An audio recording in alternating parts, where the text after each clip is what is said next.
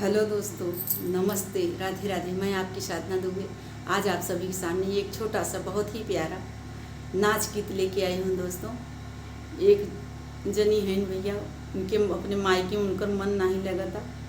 आप लोग बड़ी ही प्यारी लाइन पर आप लोग ध्यान से सुनिए, लास्ट तक सुनिए, तभी समझ में आए कि गीत का मतलब का बा। वो अपने मायके नहीं जाओ चाहत हैं। वहीं आप लोग हमारे गीत के माध्यम से सुने। बहुत ही प्यारी लाइन बा। पिया दिल नहीं लागे नैहरवा में, राजा दिल नहीं लागे नैहरवा में, राजा दिल नहीं लागे नैहरवा में, राजा दिल नहीं लागे नैहरवा में। पहली पठौनी नौवा पोतया, पहली पठौनी नौवा पोतया, पिया ओनहु का जवाब दे देते, पिया तू ओनहु का जवाब दे देते, पिया अरे दिल नहीं लागे नैहरवा में, पिया दिल नहीं लागे नैहरवा में, पिया मन नहीं लागे नैहरवा में। पहली पठौनी नौवा पोतया, पहली पठौनी नौवा पोतया, पिया ओनहु का जवाब दे देते, पिया पिया ओनहु का जवाब दे देते, पिया तनी ओनहु का जवाब दे देते, पिया अरे मन नहीं लागे नैहरवा में, पिया दिल नहीं लागे नैहरवा में। दूसरी पठौनी पंडित पोतया, दूसरी पठौनी पंडित पोतया,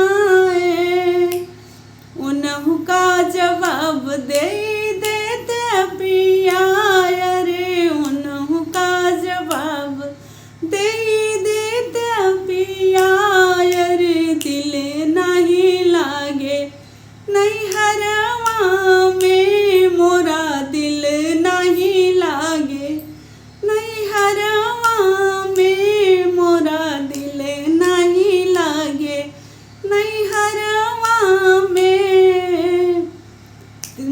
तीसरी पठौनी बीरन मोराया, तीसरी पठौनी बीरन मोराया, तनी ओनहु का जवाब दे देते, पिया तनी ओनहु का जवाब दे देते, पिया तनी ओनहु का जवाब दे देते, पिया मोरा मन नहीं लागे नैहरवा में, मोरा दिल नहीं लागे नैहरवा में।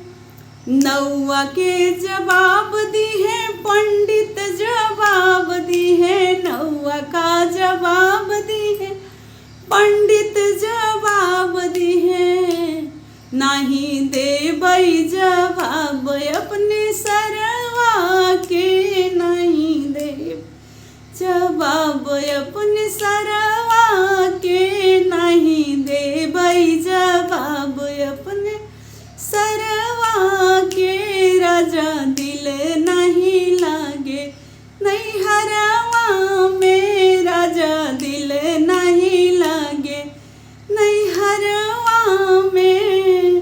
खींच खाच डलिया पर बैठी, खींच खाच डलिया पर बैठी, कब यौब राजा आनन नैहरवा में, कब यौब राजा आनन नैहरवा में, कब यौब राजा आनन नहीं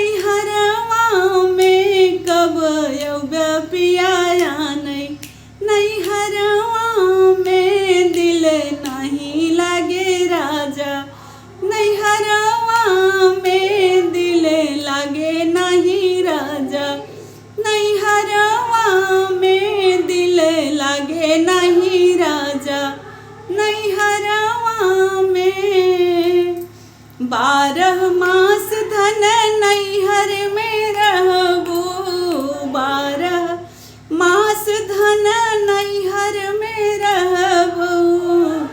कभी बाबा जइहई कभी पापा दाना, कभी बाबा जइहई कभी पापा दाना, कभी जइहई हमार मोरा भैया दाना, कभी जइहई हमार मोरा भैया दाना।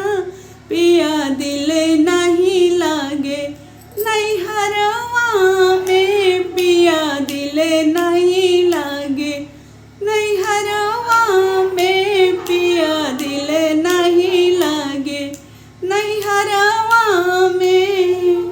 धन्यवाद दोस्तों। यह गीत आप लोगों को जैसा लगे कमेंट में जरूर बताएं।